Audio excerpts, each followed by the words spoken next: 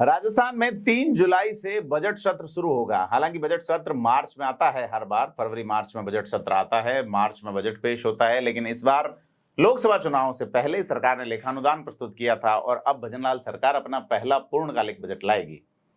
3 जुलाई से सत्र के लिए राज्यपाल कलराज मिश्र ने मंजूरी दे दी है। कॉल किए गए हैं विधायक तमाम। भाजपा के 115 विधायक हैं। कांग्रेस के विधायकों की संख्या कम हो गई क्योंकि कई विधायक सांसद बन गए। पांच जो सांसद बने हैं उनमें से एक आरएलपी के बने हैं, एक बीएपी के बने हैं और 3 कांग्रेस के जो है विधायक सांसद बन गए। ऐसे में 3 सीटें कम हैं। उन पे उपचुनाव कब होगा ये दीगर बात है, लेकिन एक चीज तो तय है कि राजस्थान की विधानसभा में एक साथ 200 विधायक नहीं बैठते। इस बजट सत्र में भी ऐसा ही रहेगा। सीधे तौर पे क्या है, इस भवन में कई बार चर्चा हो चुकी है, कई भुतहा संयोग कहते हैं, तमाम बातें हैं। लेकिन इनको इतर रखते हुए सोचते हैं क्या हो सकता है इस बजट सत्र में। इस बजट सत्र में कहा जा रहा है कि नई भर्तियों की घोषणा हो सकती है। बहुत सारे पद वैकेंट हैं। भजनलाल सरकार घोषणा पत्र और इन चीजों को देखें, उनको लागू करने के लिए बड़ा निर्णय आ सकता है। Old pension scheme versus new pension scheme के बीच में या न्यू पेंशन स्कीम की ओर भी आपको कुछ देखने को मिल सकता है और इसको लेके अब कवायदें चालू हो चुकी है। विधानसभा को लेके, विधानसभा सत्र को लेके तैयारियां शुरू कर दी गई है अलग अलग विभागों में। एक चीज यह भी सामने आई थी कि बहुत सारे सवाल ऐसे हैं जो विधायकों ने पूछे लेकिन जवाब नहीं भेजे गए।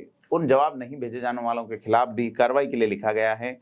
आज ही विधानसभा में कई कमेटियों की बैठक हुई और इन बैठकों में कई सारे निर्णय किए गए हैं।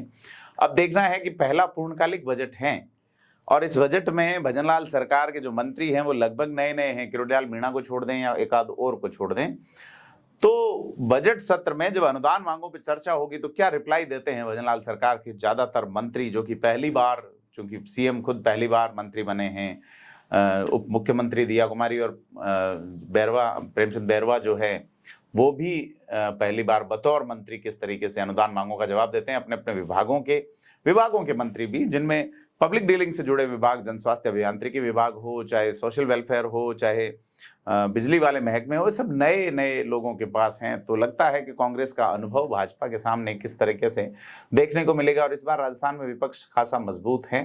कांग्रेस का पहली बार, अक्सर 20-25 सालों में कांग्रेस एक कमजोर विपक्ष के तौर पे ही रहा है जब भाजपा की सरकार रही है, लेकिन इस बार मामला थोड़ा सा अलग है। बजट सत्र में कई चीजें रहेंगी, हम आपको लाइव भी दिखाएंगे बजट सत्र। आपसे अपील है कि थिंक 360 को सब्सक्राइब करें। धन्यवाद।